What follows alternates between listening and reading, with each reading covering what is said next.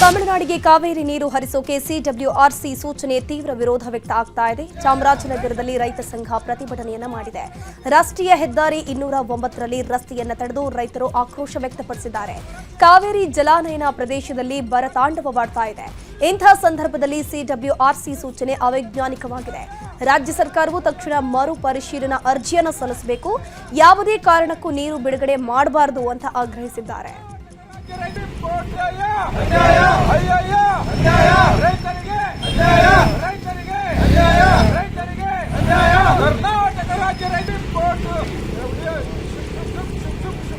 Supreme court ವರದಿಯನ್ನು ನಿರ್ಲಕ್ಷಿಸಿ ಕೇಂದ್ರ ಮತ್ತು ರಾಜ್ಯ ಸರ್ಕಾರಗಳು ನೀರು ಬಿಡುತ್ತಿರುವ ಖಂಡಿಸಿ ಈಗ ಸ್ಟ್ರೈಕ್ ಅನ್ನು ಮಾಡುತ್ತಿದ್ದಾರೆ.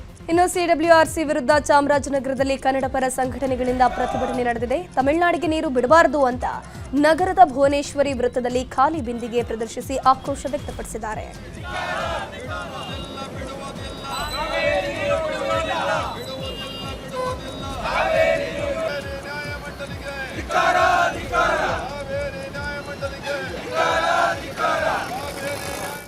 ಮೈಸೂರಿನಲ್ಲಿ ರೈತರಿಂದ ಪ್ರತಿಭಟನೆ ನಡೆಯಿತು. ಸಿಡಬ್ಲ್ಯೂಆರ್ಸಿ ಸೂಚನೆ ವಿರೋಧಿಸಿ ಕಾಡಾ ಕಚೇರಿಯಿಂದ ಮಹಾನಗರ ಪಾಲಿಕೆವರೆಗೆ ರೈತರು ಪ್ರತಿಭಟನೆ ನಡೆಸಿದ್ದಾರೆ. ರಸ್ತೆಯಲ್ಲಿ ಮಲಗಿ ತಮಿಳುನಾಡು ಸರ್ಕಾರದ ವಿರುದ್ಧ ಘೋಷಣೆ ಕೂಗಿ ರೈತರು ಆಕ್ರೋಶ ವ್ಯಕ್ತಪಡಿಸಿದ್ದಾರೆ. ಈ ವೇಳೆ ಬಲವಂತವಾಗಿ ರೈತರನ್ನ ಪೊಲೀಸರು ಎಳ್ಕೊಂಡು ಹೋದ್ರು.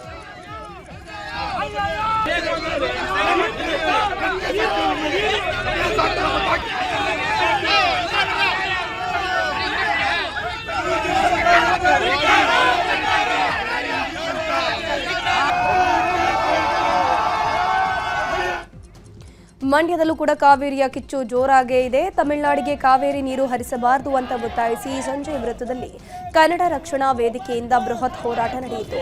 ತಲೆಯ ಮೇಲೆ ಕಲ್ಲು ಹೊತ್ತು ಖಾಲಿ ಕೊಡ ಹಿಡಿದು ಒಣಗಿದ ಕಬ್ಬು ಹಿಡಿದು ಪ್ರತಿಭಟನಾಕಾರರು ತಮ್ಮ ಆಕ್ರೋಶ ವ್ಯಕ್ತಪಡಿಸಿದ್ರು. ಒಣಗೋಯ್ತು ಒಣಗೋಯ್ತು ಕಬ್ಬು ಎಲ್ಲ ಒಣಗೋಯ್ತು ಅಂತ ಘೋಷಣೆ ಕೂಗಿ ಸಿಟ್ಟನ್ನು ಹೊರಹಾಕಿದ್ರು.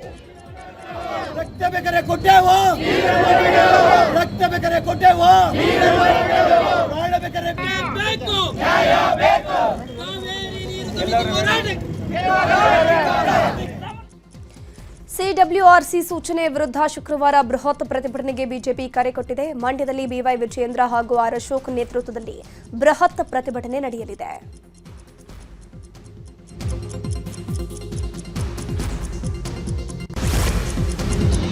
ತಮಿಳುನಾಡಿಗೆ ಕಾವೇರಿ ನೀರು ಹರಿಸಲಿಕ್ಕೆ ಸಿಡಬ್ಲ್ಯೂಆರ್ಸಿ ಸೂಚನೆ ಖಂಡಿಸಿ ಕರವೇ ಪ್ರತಿಭಟನೆಯನ್ನು ಮಾಡಿದೆ. ಬೆಂಗಳೂರಿನ ಮಲ್ಲೇಶ್ವರದಲ್ಲಿ ಕರವೇ ಶಿವರಾಮೇಗೌಡ ಬಣದ ನೂರಾರು ಕಾರ್ಯಕರ್ತರು ಭಾರಿ ಪ್ರತಿಭಟನೆಯನ್ನು ಮಾಡಿದರು. ತಮಿಳುನಾಡಿಗೆ ನೀರು ಹರಿಸಿದ್ರೆ ಕರ್ನಾಟಕ ಬಂದ್ ಮಾಡ್ತೀವಿ ಅಂತ ಎಚ್ಚರಿಕೆಯನ್ನು ಕೊಟ್ಟಿದ್ದಾರೆ.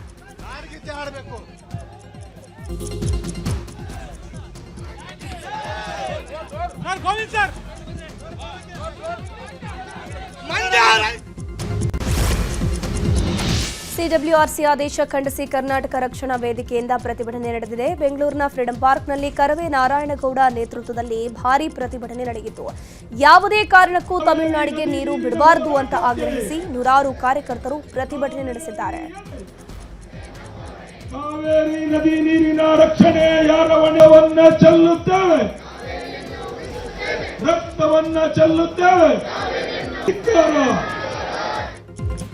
4 ಟಿಎಂಸಿ ನೀರು ನಾವು ಬಿಡೋದಕ್ಕಾಗೋದಿಲ್ಲ. ಬೆಂಗಳೂರಿಗೆ ತಿಂಗಳಿಗೆ 3 ಟಿಎಂಸಿಯಷ್ಟು ನೀರು ಬೇಕು. ಮೇಲ್ಮನವಿ ಸಲ್ಲಿಸಿ ರಾಜ್ಯ ಸರ್ಕಾರ ಕರ್ನಾಟಕದ ರೈತರ ಹಿತ ಕಾಪಾಡಬೇಕು ಅಂತ ಕರವೇ ನಾರಾಯಣಗೌಡ ಹೇಳಿದ್ದಾರೆ.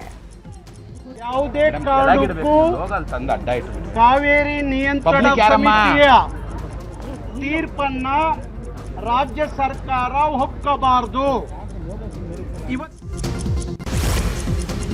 ಕಾವೇರಿ ನೀರು ತಗಾದ ವಿಚಾರವಾಗಿ ರಾಮನಗರದಲ್ಲಿ ತಮಿಳುನಾಡು ಸರ್ಕಾರದ ವಿರುದ್ಧ ಕಸ್ತೂರಿ ಕರ್ನಾಟಕ ಜನಪರ ವೇದಿಕೆಯ ಕಾರ್ಯಕರ್ತರು ಭಾರಿ ಪ್ರತಿಭಟನೆಯನ್ನು ಮಾಡಿದ್ದಾರೆ. ಚನ್ನಪಟ್ಟಣದ ಶಿವಾನಂದ ಚಿತ್ರಮಂದಿರಕ್ಕೆ ನುಗ್ಗಿ ಜನನಾಯಕನ್ ಸಿನಿಮಾಗೆ ವಿರೋಧವನ್ನು ಮಾಡಿದ್ದಾರೆ. ತಮಿಳುನಾಡು ಸಿಎಂ ವಿಜಯ್ ವಿರುದ್ಧ ಆಕ್ರೋಶವನ್ನು ವ್ಯಕ್ತಪಡಿಸಿ ನಾಳೆ ಜನನಾಯಕನ್ ಪ್ರದರ್ಶನ ನಿಲ್ಲಬೇಕು, ಎಲ್ಲ ಬ್ಯಾನರ್ ತೆಗೆಯಬೇಕು ಅಂತ ಥಿಯೇಟರ್ ಮಾಲೀಕರಿಗೆ ಎಚ್ಚರಿಕೆಯನ್ನು ಕೊಟ್ಟಿದ್ದಾರೆ. ಯೋಜನೆ ಆಗಬಾರದು ಅಂತ ಹೇಳುವಂತ ತಮಿಳುನಾಡಿನ ಸಿಎಂ ಅವರು ನಡೆಸಿರುವಂತಹ ಜನನಾಯಕನ್ ಚಿತ್ರ ಕೂಡಲೇ ರದ್ದಾಗಬೇಕು. ಅವರೆಲ್ಲ ಇನ್ನು ಚನ್ನಪಟ್ಟಣದ ಕಾವೇರಿ ಸರ್ಕಲ್ನಲ್ಲಿ ಕಸ್ತೂರಿ ಕರ್ನಾಟಕ ಜನಪರ ವೇದಿಕೆಯ ಕಾರ್ಯಕರ್ತರು ಪ್ಲೇ ಕಾರ್ಡ್ ಹಿಡಿದು ತಮಿಳುನಾಡು ವಿರುದ್ಧ ಆಕ್ರೋಶವನ್ನು ವ್ಯಕ್ತಪಡಿಸಿದರು.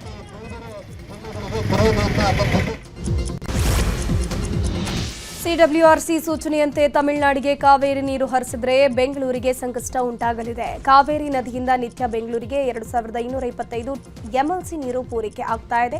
ಈ ವರ್ಷ ಅಂತ್ಯದವರೆಗೆ ಬೆಂಗಳೂರಿಗೆ 10 ಟಿಎಂಸಿ ನೀರು ಅಗತ್ಯ ಇದೆ.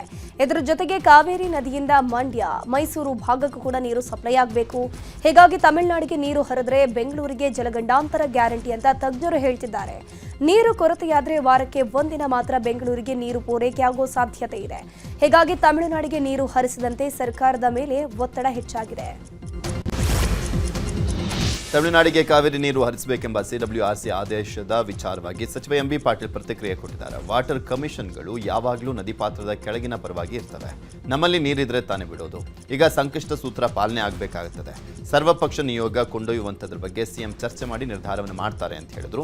ಇನ್ನು ಉಪಮುಖ್ಯಮಂತ್ರಿ ಡಾಕ್ಟರ್ ಜಿ ಪರಮೇಶ್ವರ್ ಮಾತನಾಡಿ, ನಮಗೆ ಕುಡಿಲಿಕ್ಕೆ ನೀರಿಲ್ಲ, ಹಾಗಿದ್ದಾಗ 3,500 ಕ್ಯೂಸೆಕ್ ನೀರು ಕೊಡಿ ಅಂತ ಹೇಳಿದ್ರೆ ಹೇಗೆ ಅಂತ ಪ್ರಶ್ನೆ ಮಾಡಿದ್ದಾರೆ. ಇನ್ನು ಇದೇ ವಿಚಾರವಾಗಿ ಮಾಜಿ ಸಂಸದ ಡಿಕೆ ಸುರೇಶ್ ಕೂಡ ಪ್ರತಿಕ್ರಿಯೆಯನ್ನು ಕೊಟ್ಟಿದ್ದಾರೆ. ಸಂದರ್ಭದಲ್ಲಿ ಈ ನಿರ್ಣಯಗಳು ಬರ್ತವೆ. ಭಾಳಷ್ಟು ಸಲ ನಮಗೆ ಪೆಟ್ಟು ಬಿದ್ದಿದೆ, ಸಾಕಷ್ಟು ಇದು ಆಗಿದೆ.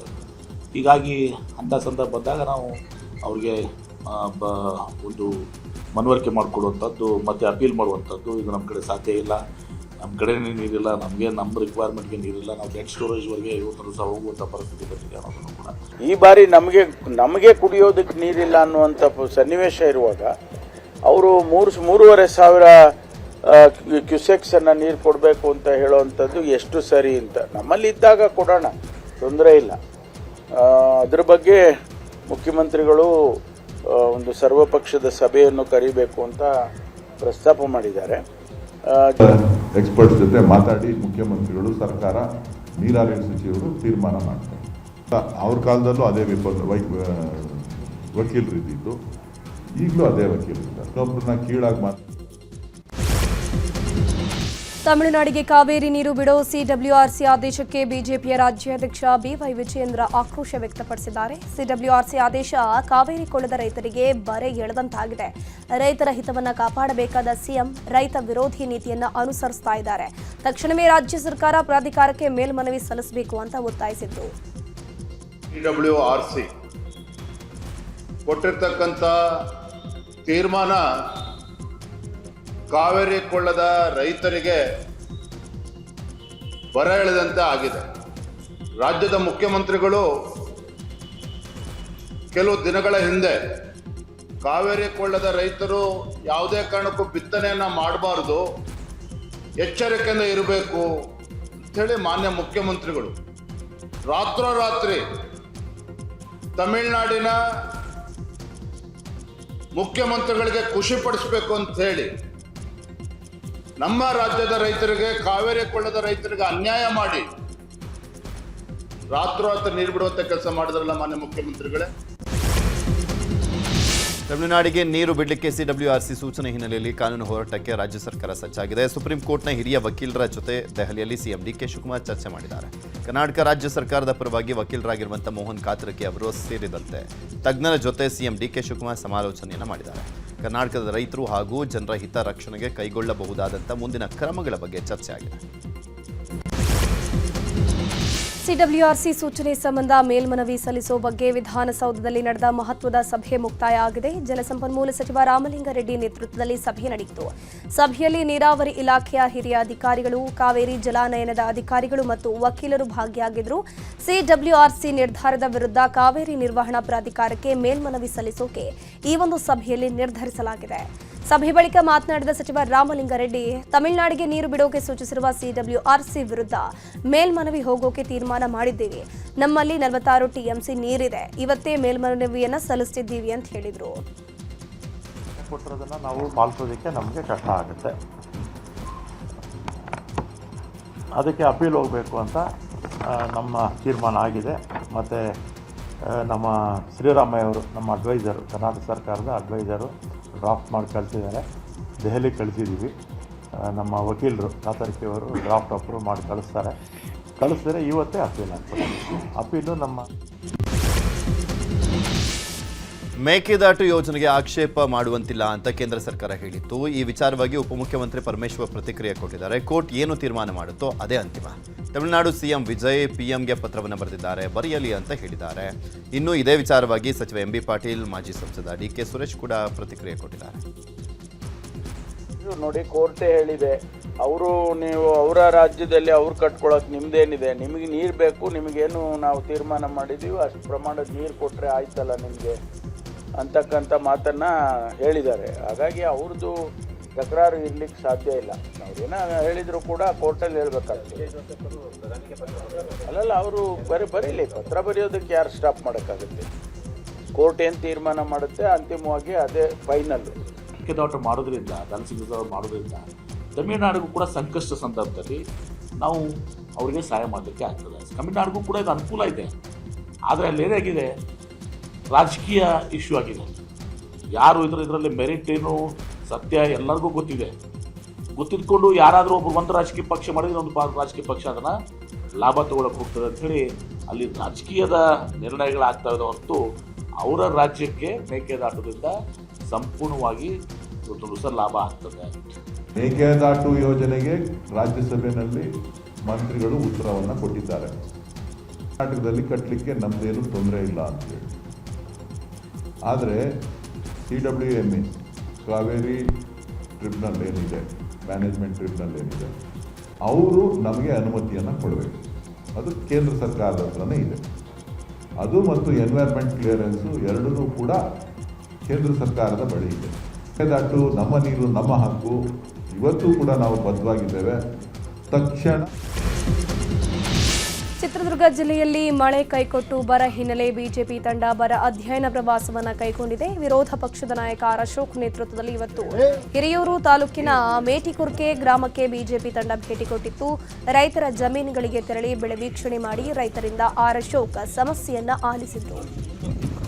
ಚಿತ್ರದುರ್ಗ ಜಿಲ್ಲೆಯಲ್ಲಿ ಬರ ಪೀಡಿತ ಜಿಲ್ಲೆ ಅಂತದನ್ನ ಘೋಷಣೆ ಮಾಡೋಕೆ ಸರ್ಕಾರಕ್ಕೆ ಆರ್ ಅಶೋಕ್ ಒತ್ತಾಯಿಸಿದ್ದಾರೆ. 3 ಲಕ್ಷಕ್ಕೂ ಅಧಿಕ ಬಿತ್ತನೆ ಮಾಡೋ ಜಿಲ್ಲೆಯಲ್ಲಿ ಕೇವಲ 19% ಮಾತ್ರ ಬಿತ್ತನೆ ಮಾಡಿದ್ದಾರೆ. ಮಳೆ ಇಲ್ಲದೆ ಜಿಲ್ಲೆಯ ರೈತರು ತತ್ತರಿಸಿ ಹೋಗಿದ್ದಾರೆ. ಪರಿಹಾರ ಬಿಡುಗಡೆಗೆ ರಾಜ್ಯ ಸರ್ಕಾರ ಮೀನಾಮೇಷ ಎಣಿಸ್ತಾ ಇದೆ. ಅಧಿಕಾರದ ಲಾಲಾಸಿಗೆ ರೈತರ ಕಡೆ ಸರ್ಕಾರ ನೋಡ್ತಾನೆ ಇಲ್ಲ ಅಂತ ಆರ್ ಅಶೋಕ್ ಆಕ್ರೋಶವನ್ನು ವ್ಯಕ್ತಪಡಿಸಿದ್ದಾರೆ. 3 ಲಕ್ಷಕ್ಕೂ ಹೆಚ್ಚು ಬಿತ್ತನೆ ಮಾಡುವಂಥ ಜಾಗ ಇದೆ. ಆದರೆ ಬಿತ್ತನೆ ಆಗಿರೋದು ಇಲ್ಲಿ 60,000 ಮಾತ್ರ, ಅಂದರೆ 19% ಮಾತ್ರ, 19% ಮಾತ್ರ. 90 ದಿನಕ್ಕೆ ಇದು ಕಟಾವಾಗಬೇಕು. ಈಗ 55 ದಿನ ಆಗಿದೆ. ಇನ್ನು ಮೊಗ್ಗುನೂ ಕೂಡ ಬಂದಿಲ್ಲ. ಕಳೆದ 1.5-2 ತಿಂಗಳಿಂದನೂ ಕೂಡ ಮಳೆನೂ ಕೂಡ ಬಂದಿಲ್ಲ. ಪ್ರಾರಂಭದ ಮಳೆಯಲ್ಲಿ ಬಿತ್ತನೆ ಮಾಡಿದ್ದಾರೆ. ಈಗ ಪೂರ್ತಿ ಇನ್ನು ಮಳೆ ಬಂದರೂ ಬೆಳೆ ಇಲ್ಲ. ಕೇಳಿದೆ ರೈತರನ್ನ, ಯಾರು ಬಂದು ಅಧಿಕಾರಿಗಳು ಬಂದು ಇನ್ನೂ ಯಾರು ಸಮೀಕ್ಷೆನೇ ಮಾಡಿಲ್ಲ ಅಂತ, ನೋಡೂ ಇಲ್ಲ, ಬಂದು ಈ ಕಡೆ ಮುಖನೂ ಮಾಡಿಲ್ಲ. ರಾಜ್ಯದಲ್ಲಿನ ಬರದ ವಿಚಾರವಾಗಿ ಉಪಮುಖ್ಯಮಂತ್ರಿ ಪರಮೇಶ್ವರ್ ಮಾತನಾಡಿದ್ದಾರೆ. ಆಗಸ್ಟ್ ಅಂತ್ಯಕ್ಕೆ ಬರ ವರದಿ ಕೇಂದ್ರಕ್ಕೆ ಕಳಿಸ್ತೇವೆ. ಸೆಪ್ಟೆಂಬರ್ಗೆ ಕೇಂದ್ರದ ವೀಕ್ಷಕರು ರಾಜ್ಯಕ್ಕೆ ಬರ್ತಾರೆ. ಆಗಸ್ಟ್ನಲ್ಲಿ ಮಳೆ ಪರಿಸ್ಥಿತಿ ನೋಡಿಕೊಂಡು ವರದಿ ಕಳಿಸುವಂಥದ್ದು ಇದುವರೆಗೂ ನಡೆದುಕೊಂಡು ಬಂದಿದೆ. ಕೆಲವು ತಾಲೂಕುಗಳಲ್ಲಿ ಹೆಚ್ಚಿನ ಪ್ರಮಾಣದಲ್ಲಿ ಬರ ಇದೆ. ಬರ ಕುರಿತು ಮಾನದಂಡಗಳನ್ನು ರಿಲ್ಯಾಕ್ಸ್ ಮಾಡಲಿಕ್ಕೆ ಕೇಂದ್ರ ಸರ್ಕಾರಕ್ಕೆ ಪತ್ರದಲ್ಲಿ ಹೇಳಿದ್ದೇವೆ ಅಂತ ಹೇಳಿದ್ದಾರೆ ಪರಮೇಶ್ವರ್. ಮಳೆ ಬರುತ್ತೆ ಅಂತ ಒಂದು ವೆದರ್ ಮ್ಯಾನ್ ಹೇಳ್ತಾರೆ, ಫೋರ್ಕಾಸ್ಟ್ ಹೇಳುತ್ತೆ. ಆಗಸ್ಟಲ್ಲಿ ನಾವು ಮಳೆಯನ್ನು ನೋಡಿಕೊಂಡು ಆಗಸ್ಟ್ ಎಂಡ್ವರೆಗೆ ನಾವು ಸ್ಟಡಿ ಮಾಡಿ ಆಗಸ್ಟ್ ಎಂಡ್ನಲ್ಲಿ ನಾವು ಮೆಮೊರ್ಯಾಂಡಮನ್ನು ಕೊಡ್ಬೋದು. ಸಾಮಾನ್ಯವಾಗಿ ಹಾಗೆ ಆಗೋದು. ಆಗಸ್ಟ್ ಎಂಡಿಗೆ ಕೊಡ್ತಾರೆ, ಸೆಪ್ಟೆಂಬರ್ಗೆ ಅವ್ರ ಟೀಮ್ ಬರುತ್ತೆ, ಕೇಂದ್ರದ ಟೀಮ್ ಬರುತ್ತೆ. ಆನಂತರ ಅವರು ಅಸೆಸ್ ಮಾಡಿ ರಾಜ್ಯಕ್ಕೆ ಏನು ಹಣ ಕೊಡಬೇಕು ಅಂತ ನಾವು ಕೇಳಿರ್ತೀವಿ, ಅದರಲ್ಲಿ ಎಷ್ಟು ಕೊಡ್ಬೋದು ಅಂತ ಹೇಳಿ ಕೊಡ್ತಾರೆ. ಈಗ ನಾವು ಬರೆದಿರೋದು ಒಂದು ಪ್ರಿಲಿಮಿನರಿ ಆಗಿ ಈ ಸಿಚುವೇಶನ್ ಹಿಂಗಿದೆ, we are forcing severe drought in our state ಅಂತ. ಪಶ್ಚಿಮ ಘಟ್ಟಗಳಲ್ಲಿ ಭಾರೀ ಮಳೆ ಹಿನ್ನೆಲೆಯಲ್ಲಿ ನಾರಾಯಣಪುರ ಬಸವಸಾಗರ ಡ್ಯಾಂಗೆ ಒಳಹರಿವು ಹೆಚ್ಚಳವಾಗಿದೆ. ಯಾದಗಿರಿ ಜಿಲ್ಲೆಯ ನಾರಾಯಣಪುರ ಡ್ಯಾಂಗೆ ಕ್ಷಣಕ್ಕೂ ಒಳಹರಿವು ಏರಿಕೆ ಆಗ್ತಾ ಇದೆ. ಈ ಹಿನ್ನೆಲೆ ಕೃಷ್ಣಾ ನದಿಗೆ 90,000 ಕ್ಯೂಸೆಕ್ ನೀರು ಬಿಡುಗಡೆ ಮಾಡಲಾಗಿದೆ. ನದಿ ಪಾತ್ರದ ಜನರು ಎಚ್ಚರಿಕೆ ವಹಿಸುವಂತೆ ಸೂಚನೆಯನ್ನು ನೀಡಲಾಗಿದೆ. ಬಸವಸಾಗರ ಡ್ಯಾಂ 33.33 ಟಿಎಂಸಿ ಸಂಗ್ರಹ ಸಾಮರ್ಥ್ಯವನ್ನು ಹೊಂದಿದೆ.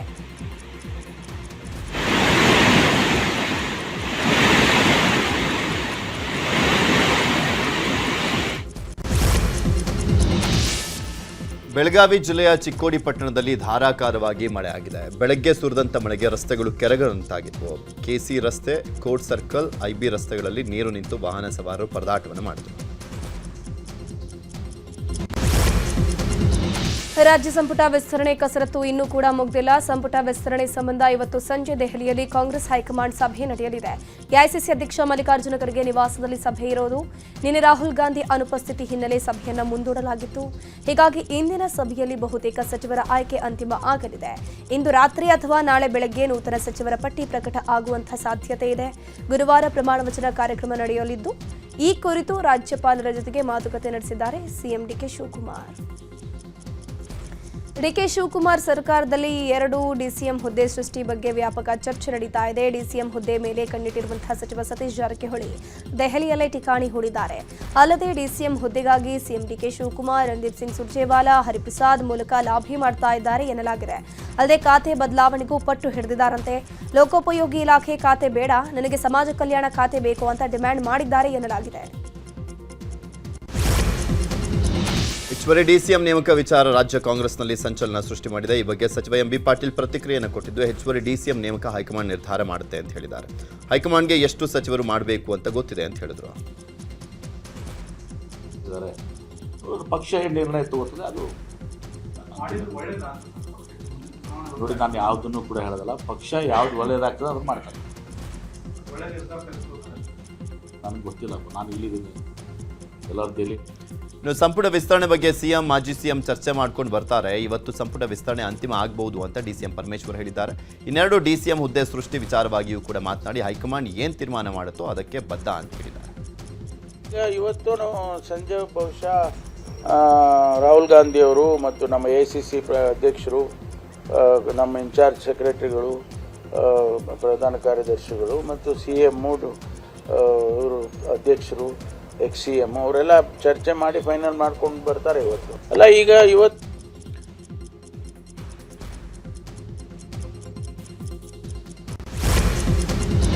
ಸಂಪುಟ ವಿಸ್ತರಣೆ ಕಸರತ್ತು ವಿಚಾರವಾಗಿ ರಾಜ್ಯ ನಾಯಕರಿಗೆ ರಾಹುಲ್ ಗಾಂಧಿ ತಲೆನೋವನ್ನು ಕೊಟ್ಟಿದ್ದಾರೆ. ಸಿಎಂ, ಮಾಜಿ ಸಿಎಂ, ಕೆಪಿಸಿಸಿ ಅಧ್ಯಕ್ಷರ ಪಟ್ಟಿಯನ್ನ ತುಲನೆ ಮಾಡಿರುವಂತಹ ರಾಹುಲ್ 3 ಕಡೆಯಿಂದ ಸೀಕ್ರೆಟ್ ರಿಪೋರ್ಟ್ ಅನ್ನು ಪಡ್ಕೊಂಡಿದ್ದಾರೆ. ಸುನೀಲ್ ಕನಗೋಳು, ಸಂಸದ ಶಶಿಕಾಂತ್ ಸೆಂಥಿಲ್ ಹಾಗೂ ಖಾಸಗಿ ಸರ್ವೆ ಏಜೆನ್ಸಿಯಿಂದ ವರದಿಯನ್ನು ತರಿಸಿಕೊಂಡಿದ್ದಾರೆ. ಯಾರನ್ನ ಮಂತ್ರಿ ಮಾಡಿದ್ರೆ ಒಳಿತು, ಪಕ್ಷಕ್ಕೇನು ಲಾಭ ಅನ್ನೋ ಬಗ್ಗೆ ಲೆಕ್ಕಾಚಾರ ಹಾಕಿದ್ದಾರಂತೆ. ಪಕ್ಷ ಸಂಘಟನೆ, ಜಾತಿವಾರು ಪ್ರಾಬಲ್ಯ, ಭವಿಷ್ಯದ ನಾಯಕತ್ವ ಹಾಗೂ ಚುನಾವಣಾ ಲೆಕ್ಕಾಚಾರ, ಹಳಬರಲ್ಲಿ ಯಾರು ಸೂಕ್ತ, ಹೊಸ ಮುಖಗಳು, ಮೊದಲ ಬಾರಿ ಗೆದ್ದವರು ಯಾರು ಎಂಬ ಸಾಧಕ ಬಾಧಕಗಳ ಕುರಿತು ವರದಿಯನ್ನು ರಾಹುಲ್ ಗಾಂಧಿ ಅವರು ಪರಿಶೀಲನೆ ಮಾಡಿದ್ದಾರಂತೆ. ಈ ವರದಿಯ ಆಧಾರದ ಮೇಲೆ ಸಂಜೆ ರಾಹುಲ್ ಗಾಂಧಿ ಚರ್ಚೆ ನಡೆಸಲಿದ್ದಾರೆ. ನೀಟ್ ಹಗರಣ ಹಾಗೂ ವಿದ್ಯಾರ್ಥಿಗಳ ಪ್ರತಿಭಟನೆ ವಿಚಾರವಾಗಿ ಲೋಕಸಭೆಯಲ್ಲಿ ಜೋರು ಚರ್ಚೆ ಆಗಿದೆ. ನೀಟ್ ಅವ್ಯವಹಾರದ ಬಗ್ಗೆ ವಿಪಕ್ಷ ನಾಯಕ ರಾಹುಲ್ ಗಾಂಧಿ ಪ್ರಸ್ತಾಪವನ್ನು ಮಾಡಿದ್ರು. ವಿದ್ಯಾರ್ಥಿಗಳ ಪ್ರತಿಭಟನೆ ಬಗ್ಗೆ ಎಲ್ಲರೂ ಕೂಡ ಹೆಮ್ಮೆ ಪಡಬೇಕು, ವಿದ್ಯಾರ್ಥಿಗಳ ಸಮಸ್ಯೆ ಎಲ್ಲರೂ ಕೂಡ ಆಲಿಸಬೇಕು. ಪ್ರತಿಭಟನೆ ಏಕಾಯಿತು ಅಂತ ಬಿಜೆಪಿ ನಾಯಕರು ತಮ್ಮ ಮಕ್ಕಳ ಬಳಿ ಕೇಳಿ ನಮ್ಮ ಸಮಸ್ಯೆ ಆಲಿಸಲ್ಲ ಅಂತ ವಿದ್ಯಾರ್ಥಿಗಳು ಹೇಳ್ತಾ ಇದ್ದಾರೆ ಅಂತ ರಾಹುಲ್ ಗಾಂಧಿ ಮೂರ್ಖ ಎಂಬ ಪದವನ್ನು ಬಳಸಿದ್ರು. ಅಂಧ ಭಕ್ತರು ಮೂರ್ಖರನ್ನ ಅನುಸರಿಸ್ತಾ ಇದ್ದಾರೆ ಅಂತ ರಾಹುಲ್ ಹೇಳಿದ ಮಾತಿಗೆ ಕಿರಣ್ ರಿಜಿಜು ಆಕ್ಷೇಪವನ್ನು ವ್ಯಕ್ತಪಡಿಸಿದ್ರು. ಕಡತದಿಂದ ಪದ ತೆಗೆದು ಹಾಕುವಂತೆ ಸ್ಪೀಕರ್ ಆದೇಶ ಮಾಡಿದರು. They believe that the universe is static, and they believe that knowledge emerges from inside them. They believe that they are God, that everything that is to be known is known to them. They are arrogant. They are arrogant. They don't listen. They don't respect other people's truth. So I said, what do you call these people? She said, I call them idiots. They believe. ಇನ್ನು ಮೂರ್ಖ ಪದ ಬಳಕೆಗೆ ಭಾರಿ ವಿರೋಧ ವ್ಯಕ್ತವಾದಂಥ ಬೆನ್ನಲ್ಲೇ ಸ್ಪಷ್ಟನೆ ಕೊಟ್ಟಿರುವಂಥ ರಾಹುಲ್ ಗಾಂಧಿ ಸದನದಲ್ಲಿರುವಂಥವ್ರನ್ನ ನಾನು ಮೂರ್ಖ ಅಂತ ಹೇಳಿಲ್ಲ ಅಂತ ಹೇಳಿದರು.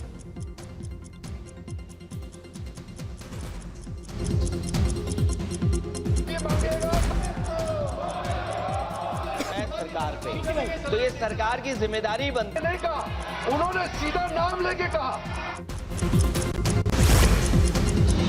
ಶೀಘ್ರವೇ ಮತ್ತೊಂದು ಹೋರಾಟಕ್ಕೆ ಸಿಜೆಪಿ ಮುಂದಾಗಿದೆ. ಸರ್ಕಾರ ಸುಧಾರಿಸದಿದ್ರೆ ಅಭಿಯಾನ ಅನಿವಾರ್ಯ ಅಂತ ಸಿಜೆಪಿ ಮುಖ್ಯಸ್ಥ ಅಭಿಜಿತ್ ದೀಪ್ಗೆ ಹೇಳಿದ್ದಾರೆ. ಪ್ರತಿಭಟನೆ ವೇಳೆ ನಮ್ಗೆ ಕೊಟ್ಟ ಭರವಸೆಗಳನ್ನು ಈಡೇರಿಸಬೇಕು, ಎಲ್ಲ ವಿದ್ಯಾರ್ಥಿಗಳ ಮೇಲಿನ ಎಫ್ಐಆರ್ಗಳನ್ನು ರದ್ದುಪಡಿಸಬೇಕು, ಇಲ್ಲದಿದ್ದಲ್ಲಿ ಸರ್ಕಾರದ ವಿರುದ್ಧ ಅಭಿಯಾನ ಮಾಡ್ತೀವಿ ಅಂತ ಎಚ್ಚರಿಕೆಯನ್ನು ಕೊಟ್ಟಿದ್ದಾರೆ. ಕೇರಳದಲ್ಲಿ ನೀಟ್ ಅಕ್ರಮದ ವಿರುದ್ಧ ಪ್ರತಿಭಟನೆ ಮಾಡಿದಂಥ 200 ಮಂದಿ ವಿರುದ್ಧ ಕೇರಳ ಸರ್ಕಾರ ಎಫ್ಐಆರ್ ದಾಖಲು ಮಾಡಿದೆ. ಕಾಂಗ್ರೆಸ್ ನೇತೃತ್ವದ ಸರ್ಕಾರದ ನಡೆಗೆ ವಿಪಕ್ಷಗಳು ಆಕ್ರೋಶ ವ್ಯಕ್ತಪಡಿಸಿವೆ. ದೆಹಲಿಯಲ್ಲಿ ನೋಡಿದರೆ ವಿದ್ಯಾರ್ಥಿಗಳ ಮೇಲಿನ ಎಫ್ಐಆರ್ ರದ್ದುಪಡಿಸಬೇಕು ಅಂತ ರಾಹುಲ್ ಗಾಂಧಿ ಒತ್ತಾಯ ಮಾಡ್ತಿದ್ದಾರೆ. ಆದರೆ ಕೇರಳದಲ್ಲಿ ಕಾಂಗ್ರೆಸ್ ನೇತೃತ್ವದ ಸರ್ಕಾರ ಇದ್ರೂ ಕೂಡ ವಿದ್ಯಾರ್ಥಿಗಳ ಮೇಲೆ ಕೇಸ್ ದಾಖಲು ಮಾಡಲಾಗಿದೆ. ಪ್ರಿಯಾಂಕಾ ವಾದ್ರಾ ಕೇರಳ ಸಂಸದೆ ಆಗಿದ್ರು ಕೂಡ ವಿದ್ಯಾರ್ಥಿಗಳ ಮೇಲಿನ ಕ್ರಮಕ್ಕೆ ಏಕೆ ಆಗ್ರಹಿಸ್ತಾ ಇಲ್ಲ ಅಂತ ವಿಪಕ್ಷಗಳು ಆಕ್ರೋಶ ವ್ಯಕ್ತಪಡಿಸ್ತಾ ಇದ್ದಾರೆ. ಕೆಪಿಎಸ್ಸಿ ನೇಮಕಾತಿಯಲ್ಲಿ ದೊಡ್ಡ ಮಟ್ಟದ ಭ್ರಷ್ಟಾಚಾರ ನಡೆದಿದೆ ಅಂತ ಬಿಜೆಪಿ ರಾಜ್ಯಾಧ್ಯಕ್ಷ ಬಿವೈ ವಿಜೇಂದ್ರ ಆರೋಪ ಮಾಡಿದ್ದಾರೆ. 400 ಕೋಟಿಗೂ ಹೆಚ್ಚಿನ ಭ್ರಷ್ಟಾಚಾರ ನಡೆದಿದೆ ಎಂಬ ಆರೋಪ ಕೇಳಿ ಬರ್ತಾ ಇದೆ. ಬಹಳಷ್ಟು ನೇಮಕಾತಿಗಳನ್ನು ರದ್ದುಪಡಿಸುವ ಮೂಲಕ ಅರ್ಹ ಅಭ್ಯರ್ಥಿಗಳಿಗೆ ಅನ್ಯಾಯ ಎಸಗಿದ್ದಾರೆ. ಪ್ರಕರಣವನ್ನು ಸಿಬಿಐಗೆ ವಹಿಸುವ ಬದಲು ಸರ್ಕಾರ ಆಂತರಿಕ ತನಿಖೆ ಮೂಲಕ ಹಗರಣವನ್ನು ಮುಚ್ಚಿ ಹಾಕಲಿಕ್ಕೆ ಪ್ರಯತ್ನ ಪಡ್ತಾ ಇದೆ ಅಂತ ಕಿಡಿಕಾರಿದರು.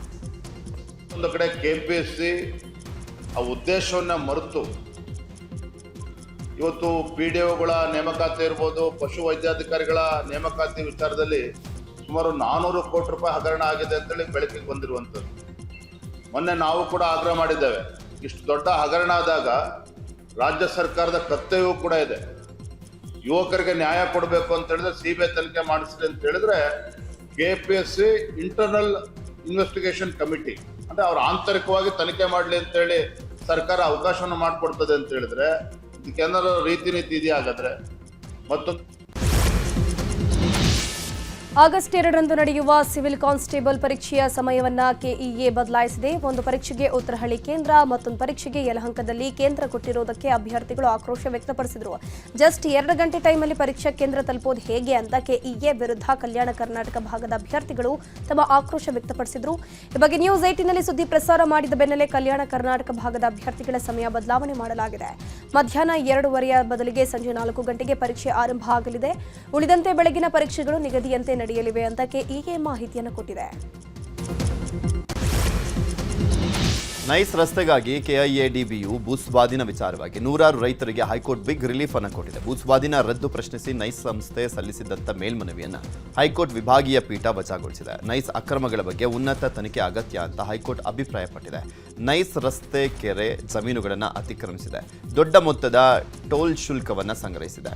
ರೈತರಿಗೆ ಪರಿಹಾರ ನೀಡದೆ ಭೂಮಿ ವಶಕ್ಕೆ ಪಡೆಯಲಾಗಿದೆ. ಸರ್ಕಾರವು ನೈಸ್ ಸಂಸ್ಥೆಯ ಅಕ್ರಮಗಳ ಬಗ್ಗೆ ಕ್ರಮ ಕೈಗೊಂಡಿಲ್ಲ. ಈ ಬಗ್ಗೆ ಸ್ವತಂತ್ರ ತನಿಖೆ, ಫೊರೆನ್ಸಿಕ್ ಆಡಿಟಿಂಗ್ ಅಗತ್ಯವಿದೆ ಅಂತ ಹೈಕೋರ್ಟ್ ಹೇಳಿದೆ. ದಾವಣಗೆರೆ ಜಿಲ್ಲೆಯ ಹೊನ್ನಾಳಿ ತಾಲೂಕಿನ ಸಾಸ್ವೆಹಳ್ಳಿಯಲ್ಲಿ 11 ತಿಂಗಳ ಮಗು ಸಾವನ್ನಪ್ಪಿದ್ದು ವೈದ್ಯರ ನಿರ್ಲಕ್ಷ್ಯ ಆರೋಪ ಕೇಳಿಬಂದಿದೆ. ಅವಧಿ ಮುಗಿದ ಔಷಧಿ ನೀಡಿದ್ರಿಂದ ಮಗು ಸಾವನ್ನಪ್ಪಿದೆ ಅಂತ ಪೋಷಕರು ಆರೋಪ ಮಾಡ್ತಾ ಇದ್ದಾರೆ.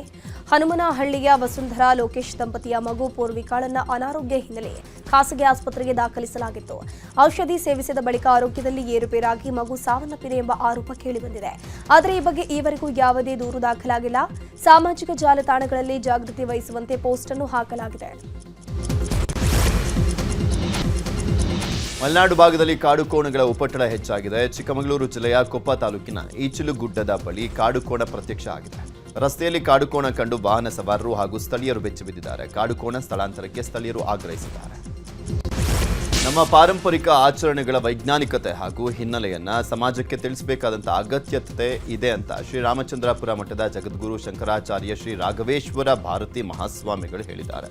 ಈ ಮೂಲಕ ಇವತ್ತಿನಿಂದ ಉತ್ತರ ಕನ್ನಡ ಜಿಲ್ಲೆಯ ಗೋಕರ್ಣದ ಅಶೋಕೆಯ ಪರಿಸರದಲ್ಲಿ ಅನ್ನ ಬ್ರಹ್ಮ ಚಾತುರ್ಮಾಸ್ಯ ಆರಂಭವಾಗಿದೆ. ಉತ್ತರ ಕನ್ನಡ, ಶಿವಮೊಗ್ಗ, ಮಂಗಳೂರು, ಬೆಂಗಳೂರು ಸೇರಿದಂತೆ ಎಲ್ಲ ಭಾಗಗಳಿಂದಲೂ ಕೂಡ ಚಾತುರ್ಮಾಸ್ಯಕ್ಕೆ ಈಗಾಗಲೇ ಉತ್ತಮ ಪ್ರತಿಕ್ರಿಯೆ ವ್ಯಕ್ತವಾಗ್ತಿರೋದಕ್ಕೆ ಮಠದಲ್ಲಿ ಹರ್ಷ ವ್ಯಕ್ತವಾಗಿದೆ. ಇಂದು ಗುರು ಪೂರ್ಣಿಮಾ ಹಿನ್ನೆಲೆ ನಾಡಿನೆಲ್ಲೆಡೆ ಗುರು ಸ್ಮರಣೆಯನ್ನು ಮಾಡಲಾಗಿದೆ. ರಾಯಚೂರಿನ ಸ್ಟೇಷನ್ ರಸ್ತೆಯಲ್ಲಿರೋ ಸಾಯಿಬಾಬಾ ಮಂದಿರದಲ್ಲಿ ಭಕ್ತರು ಗುರು ಸ್ಮರಣೆ ಮಾಡಿದರು. ಬೆಳಗ್ಗೆಯಿಂದಲೇ ಮಂದಿರದ ಆವರಣದಲ್ಲಿ ಜನರಿಂದ ಗುರು ಸ್ಮರಣೆ ನಡೆಯಿತು.